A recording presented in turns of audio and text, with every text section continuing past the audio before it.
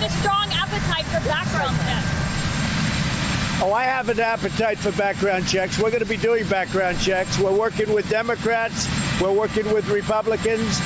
We already have very strong background checks, but we're going to be filling in some of the loopholes, as we call them. We had a great talk with Wayne yesterday. Didn't say anything about that. We just talked about concepts. Wayne agrees things have to be done also.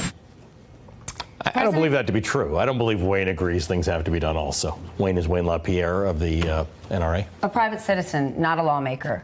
President Trump there is defending comments where he seemed to walk back his promise to impose stronger background checks on gun purchases in the wake of mass shootings in Texas, Ohio, and California. We have very, very strong background checks right now. But we have sort of missing areas and areas that don't complete the whole circle. And we're looking at different things. And I have to tell you that it is a mental problem. And I've said it 100 times. It's not the gun that pulls the trigger. It's the person that pulls the trigger. These are sick people. My question to the president is, does he feel that way about opioids? Mm-hmm.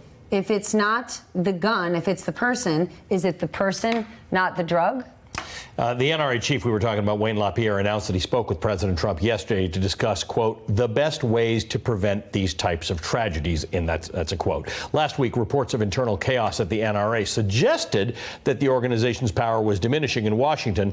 I'm not sure that's the case. A new CNN poll suggests just 36% of Americans approve of how the president has handled gun policy. And just a reminder about President Trump's rather cozy relationship with the NRA. He has received more than $30 million in benefit from the organization since he launched his White House bid in 2016. Benefit, also known as donations. Joining us now, Executive Director of the Giffords Law Center to Prevent Gun Violence, Robin Thomas. Robin, the last time you spoke to Ali and I, you talked about how the NRA is significantly less powerful than they used to be. And we've seen laws change on a state level. We saw some pro-gun safety candidates win in the 2018 election. But yesterday, we saw Wayne LaPierre tighten the leash and the president healed.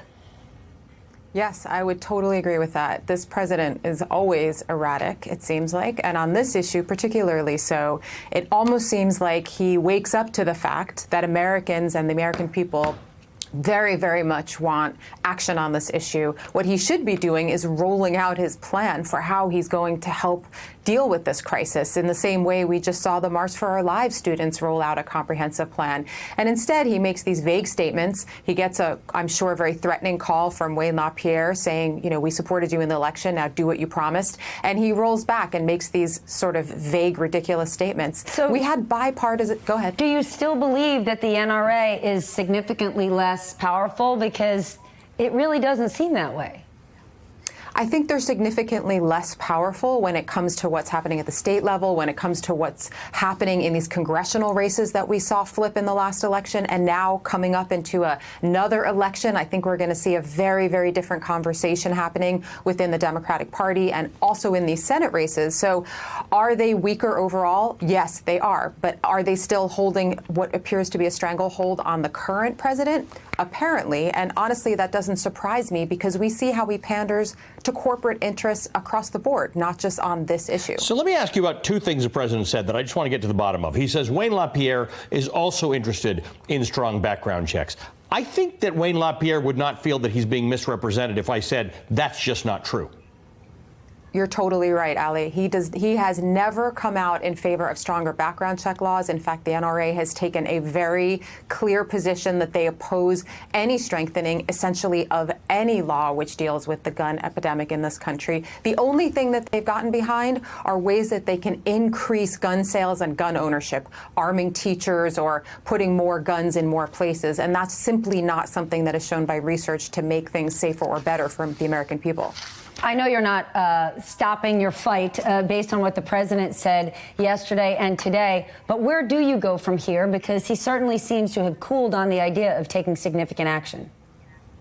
Well, we are ourselves, along with other gun violence prevention organizations, taking a very strong stand at demanding that the Senate come back into session and vote on the background check bill. We're going to be taking a very strong stand in elections across the country in the coming years. We are speaking directly to the American people who clearly understand something needs to be done and are fed up with the fact that leaders in our government are not doing anything. And I think the tide has turned. So we're going to have to keep the pressure on going into this next year and see what we can accomplish going forward. Robin, let me ask you, when the president says we already have very strong background checks, what should Americans understand about that? How strong are our background checks?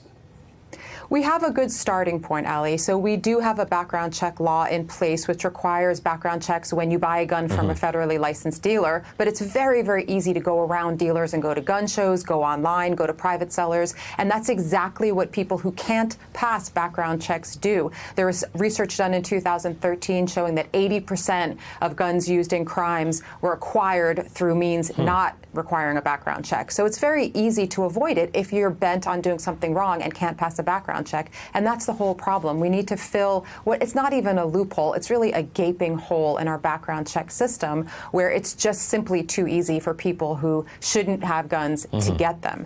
So we have a starting point, but that starting point needs to be completely addressed. And it has been through H.R. 8, which was passed by Congress, 5 months ago. And we need the Senate to take action. Absolutely. And that's exactly what H.R. 8 was intended to do, was to address what is a completely fallible system by fixing it. And so if the Senate votes that through and the president signs it, we actually will have decent background checks in this country. Hey, MSNBC fans, thanks for checking out our YouTube channel. Subscribe by clicking on that button down there and click on any of the videos here to watch the latest interviews and highlights. You can get more MSNBC for free every day with our newsletters. Just visit msnbc.com/newsletters to sign up now.